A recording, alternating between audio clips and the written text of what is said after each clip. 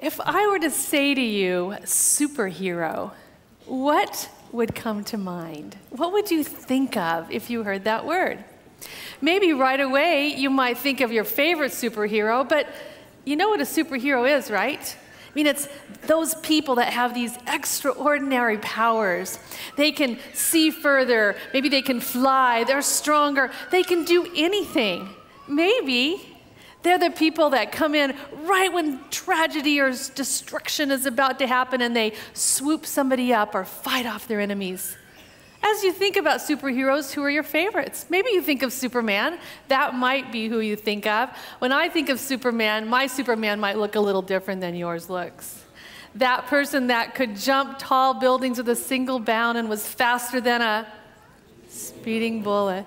Right, but there's been a lot of different actors that have played Superman over the years, so your Superman might look a little bit different. I don't know. Maybe you're not even a Superman fan. Maybe you're more into Batman. You're a Batman fan? Would that be your favorite superhero? Or maybe you're a Spidey fan, Spider-Man. Yeah? Spider-Man can do some amazing things. He might be your favorite superhero. Lately, I've been hearing a lot about another superhero, this guy, Iron Man. Maybe he's your favorite.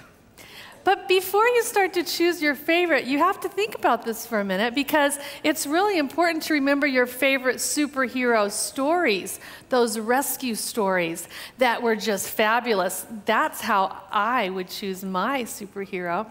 So I thought today I might tell you a couple of my favorite superhero rescue stories. And the first one begins in a fiery furnace, like a big fireplace. It was 10 times hotter than it could have been to kill the 3 men that were thrown in there by their enemies, but it didn't. Because at just the right time, my favorite superhero swooped in and stood there in that fiery furnace. He didn't even sweat, much less get burned. That's a real superhero. My next favorite story that I love is a superhero story about Daniel. In the lion's den, do you remember him? My superhero came in just in the nick of time because what could have happened is those lions were mighty hungry and they were about to have dinner on Daniel. But instead, what did God do? Do you remember? Shut the lions' mouths. My superhero came in and made sure that didn't happen. What might have happened to poor Daniel if not for a superhero? I don't know. Surely you remember this story.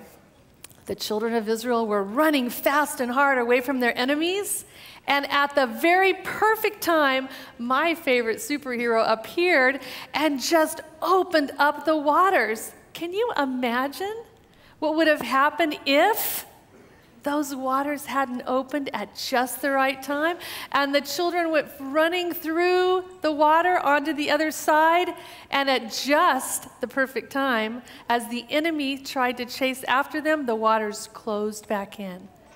Now that sounds like a superhero to me. Maybe by now you've already guessed that the name of my superhero is Jesus.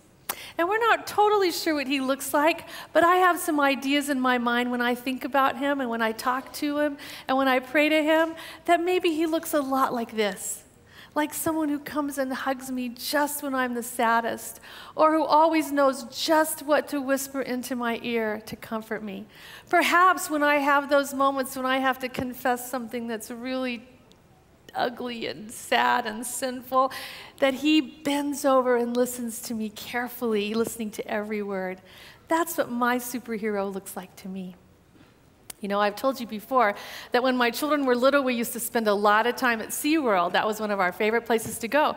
So I want you to take a look at this picture, and can you see right there in the middle where the water is splashing? Have you been to the Shamu show?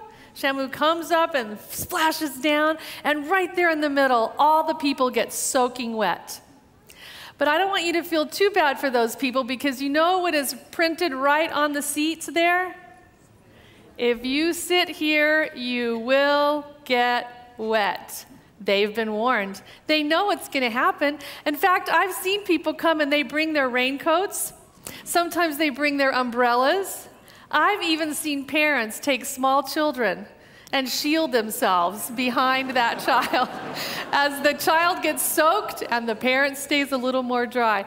They've been warned. They know if you sit here, you will get wet. And every time I see those signs or see a picture like that, it reminds me of what the Bible tells me about something about living on this planet. And that is, if you live on this planet, you will get wet. Well, maybe not wet, but you'll get messy, you'll get hurt, you'll feel scared, you will have a lot of struggles. But where would we be if we didn't have a superhero? And the cool thing about my superhero is that the greatest, most wonderful, amazing, best superhero rescue story ever has not even happened yet. When it does, I'm going to be right in the middle of it. Right in the middle of it. And so will you and you and you and all of you. Because the greatest superhero rescue story is this, that Jesus is coming back to take us home to a place where we won't feel scared and sad and lonely anymore.